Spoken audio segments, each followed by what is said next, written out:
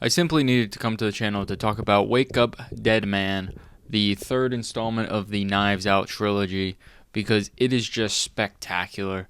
It is such a good addition as the third film. I think it's better than the second. I don't think it's better than the first. I mean, I think the first one is just about perfect. The second one is a good addition, but nothing too special. The third one I think is just as special as the first. It's just I think it's flawed from the idea that it's the third, that something has already done it.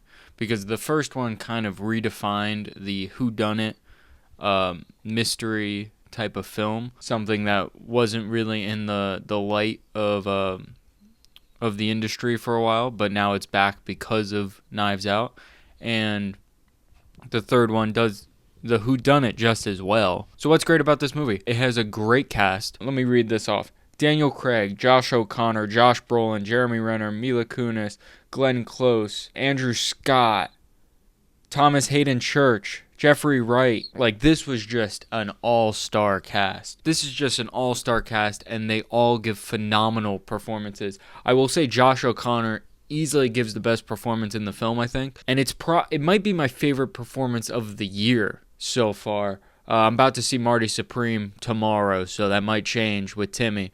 But I would say Josh O'Connor's performance right now is probably my favorite performance of the year. Him as Father Judd is just able to create such a dynamic character that you truly want to follow and care for. Like a priest that became a priest because he murdered a man is such a compelling character arc to follow, even if you didn't see the beginning.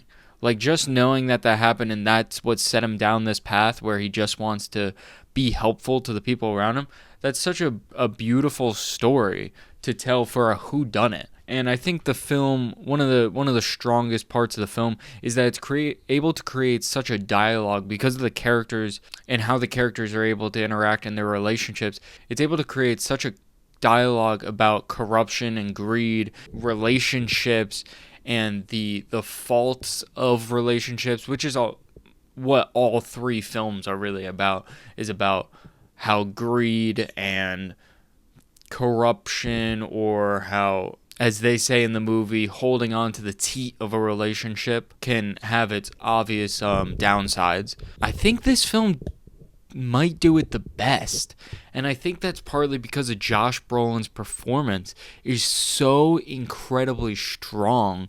Like, he does such a good job being this corrupt church individual that clearly does not have the heart of God in his mind.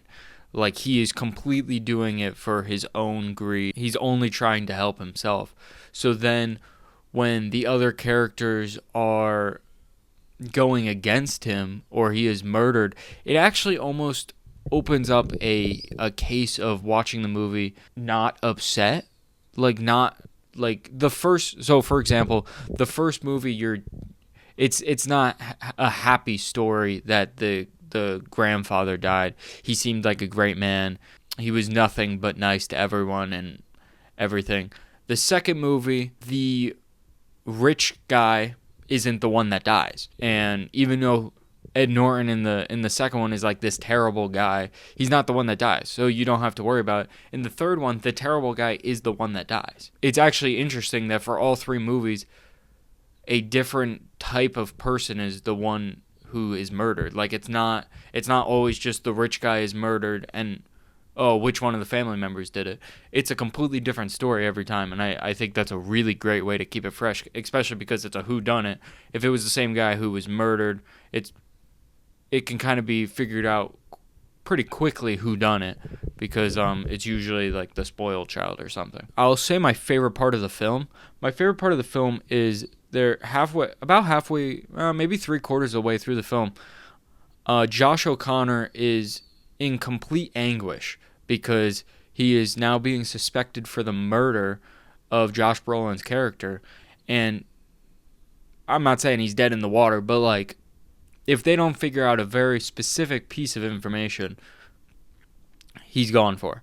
And they're trying to figure out, and they call up this woman to have her look over the records to see who called about the the removal of the door on the tomb, and this woman asks for his help, and he completely puts his own vindication to the side. He completely puts this murder that is suspected of him to help this woman, and it is such a beautiful moment, and it's such a powerful part of the story. It was easily my favorite part. It's a part of the movie that I think separates a good movie from a great film.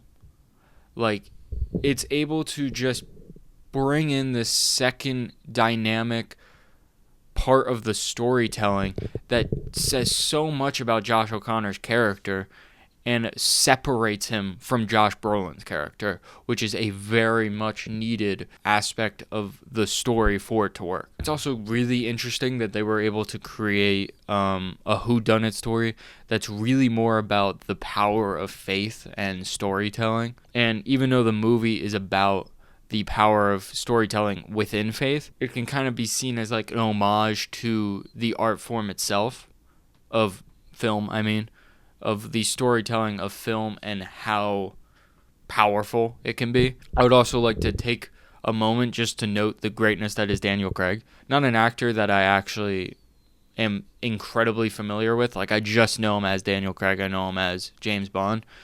But now that I've sat down and I've watched all 3 Knives Out films in the past, 2 months, Daniel Craig is spectacular in these films. Like, he gives such a great performance. They needed a star to be able to run this this trilogy, to even get all 3 movies. And I think they found the perfect guy. I think Daniel Craig is just the perfect guy to connect all the films. And I appreciate that all 3 films are completely different stories that aren't connected in any way whatsoever except for that Blanc is there. Like, that is the only connection. And I think a lot of studios nowadays would be really scared of that idea and would want multiple characters to come back and make appearances to make it feel like one big story. But they really did take a jump here by doing it this way, and it completely paid off. It's a great way to continue the story, but also be able to tell different stories and do 3 different whodunits and them all be compelling and interesting and enjoyable. Real quick before I end it, I just want to give a shout out to Rian Johnson, the creator and writer of all 3 Knives Out films. You should be proud of yourself. These are great works. These are just phenomenal. They're spectacular. They are, let me think of another synonym. They're outrageously stupendous. And they look great. I think that's something that almost gets, because of how great the story is, I think it almost gets overlooked that these films look phenomenal. Dead Man Wake Up is one of the best looking films of the year. Like, it looks really good. I would argue it might look the best out of the 3 simply because of the type of film that it is. That we see the huge cathedrals and the glass panes lighting and the dark and rainy nights. And there's one shot where they're in the forest and they're in like a line where there's no trees and it's all fog in the background and there's a man with a light in the back, and it's one of the most beautiful shots in film in the last 10 years. It is such a spectacularly good looking film, and it's getting overlooked just because of how good the story is and that it's a Netflix film. So yeah, I just wanted to talk about Wake Up Dead Man because it's I think it's a top 3 film of the year for me. Probably about a 9 out of 10, 9.5 out of 10. It's fantastic. Anybody should go see it. Watch the first 2 first because the first 2 are also stupendous. And just enjoy films. Love films, love to love films. All right, I'll see you guys.